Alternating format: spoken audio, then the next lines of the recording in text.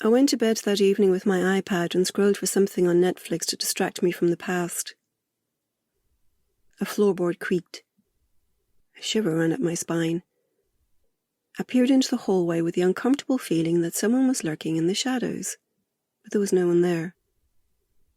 Later, having watched a few minutes of everything and all of nothing, I drifted off. My iPad must have continued to pour faint flickers of light into the room until the battery died and the world fell to silence, broken only by the burp of a bullfrog, the hoot of an owl, and the heavy breathing of me sleeping. Creak. I jolted awake. The bed frame was groaning under a great weight. My heart raced. Someone had sat on the bed behind me. Someone big. Someone silent. Turn around, I told myself. I couldn't move. Turn around, for fuck's sake, on 3. 1, 2, 3. I flipped around. I scrambled up, got tangled in the sheet, fell over, whacked my face on the windowsill and bounced back onto the floor. Pain scorched my head. Get up. My hands were shaking. I fumbled with the switch on the gaudy lamp. It flipped on. No one was there. No one could have gotten downstairs that fast and without a sound. I fumbled on the table for my phone to call 911, then remembered it was in the kitchen. Shit. I picked up a glass Saratoga Spring bottle by the neck and crept down the stairs, peering into the dark, listening for any creak or rustle. No one could move in this house without the floors creaking.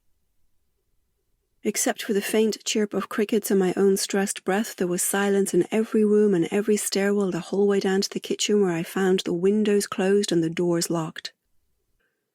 No one could have gotten out. Then again, no one could have gotten in. I slipped out onto the front porch and sat on the steps in a t-shirt and boy shorts, clutching the bottleneck with white knuckles, hearing nothing but the normal sounds of the night. After an hour of sitting out there in the dark, I decided I'd imagined the whole thing and went back inside.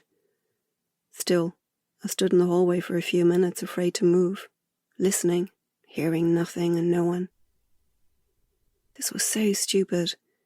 4 years earlier, I'd spent the summer crawling around in Iraq as an embedded journalist with the Stryker Division out of Washington and the 210 Mountain Division out of New York, washing with baby wipes and eating MREs to get a worm's eye view of the war. I waded through shit-filled creeks and hunkered down with the guys during rocket attacks in Sadr City.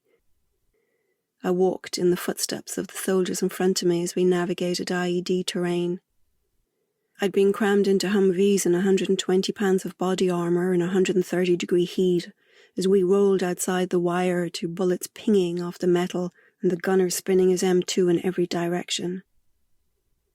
Now, here I was, in rural Virginia with a bruise on my forehead from imaginings in the night.